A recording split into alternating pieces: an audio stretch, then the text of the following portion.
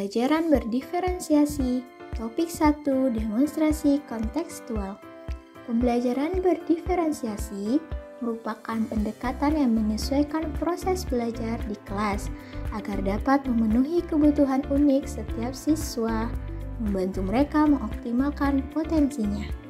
Hal ini dapat diwujudkan dengan mengubah konten, proses, hasil, serta lingkungan belajar sehingga lebih selaras dengan kebutuhan individu murid. Pembelajaran berdiferensiasi memastikan bahwa tidak ada murid yang tertinggal, pembelajaran sesuai dengan minat dan kebutuhan murid sehingga meningkatkan keterlibatan, dan pembelajaran berdiferensiasi membantu meningkatkan pemahaman murid dan hasil belajar mereka secara keseluruhan. Adapun ciri-ciri atau hal-hal yang perlu dilakukan untuk menyiapkan pembelajaran berdiferensiasi. Yang pertama, pembelajaran berfokus pada konsep dan prinsip utama, yaitu kompetensi dasar pembelajaran. Yang kedua, penilaian dilakukan untuk mengukur kesiapan dan perkembangan belajar siswa yang diakomodir ke dalam kurikulum. Yang ketiga, pengelompokan siswa bersifat fleksibel atau tidak kaku, dapat dilakukan secara mandiri ataupun kelompok. Yang keempat, siswa aktif mengeksplorasi materi dengan bimbingan dan arahan dari guru.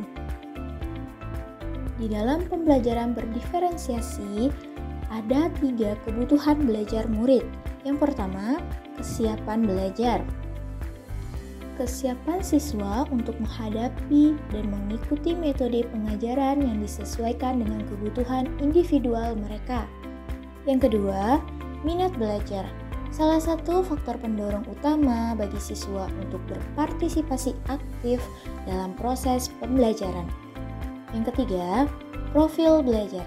Profil belajar mencakup preferensi modalitas pembelajaran, tipe kecerdasan, preferensi terhadap lingkungan belajar, serta faktor-faktor lain yang dipengaruhi oleh budaya dan gender. Di dalam pembelajaran berdiferensiasi terdapat 4 teori pendukung. Yang pertama, sistem ekologi. Perbedaan peserta didik dapat dilihat dari sistem ekologi pada setiap individu yang memiliki lingkungan berbeda, meliputi latar belakang, keluarga, budaya, politik, ekonomi, dan lain sebagainya. Yang kedua, multiple intelligence atau kecerdasan majemuk adalah kemampuan seseorang untuk memecahkan persoalan yang nyata dan dalam situasi yang bermacam-macam.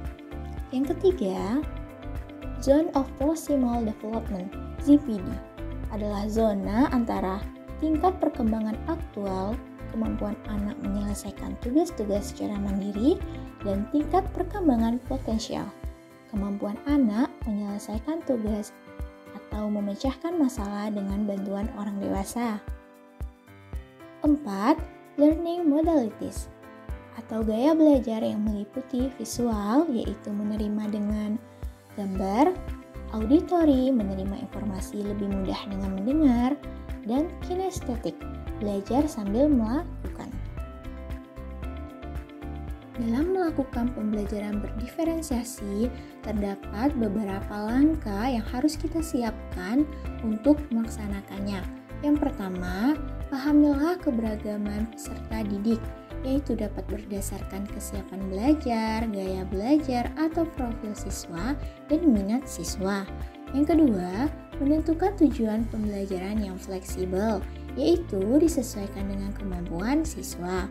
Yang ketiga, merancang materi dan sumber belajar yang bervariasi, agar materi disediakan berdasarkan dengan tingkat kesiapan yang berbeda. Nomor 4, berikan tugas pilihan dalam tugas dan proyek di kelas. Kelima, mengevaluasi dan refleksi secara berkala. Hal ini dilakukan untuk melihat keefektifan pendekatan yang dipilih atau perlu adanya penyesuaian perubahan terhadap kebutuhan dan perkembangan siswa. Berikut merupakan contoh relevan pembelajaran berdiferensiasi, di mana Pak Mustar membantu siswa dalam pembelajaran dengan cara memetakan kesiapan belajar yang sesuai dengan kebutuhan siswa. Sehingga pada pembelajaran tersebut Pak Mustar membagi menjadi 3 kelompok. Kelompok pertama yaitu murid yang pemahaman konsepnya baru mau berkembang, di mana murid tersebut memerlukan perhatian yang lebih banyak. Setiap murid harus diperhatikan agar bisa paham, hingga bimbingan tersebut perlahan-lahan dikurangi, yaitu dengan menggunakan teknik scaffolding.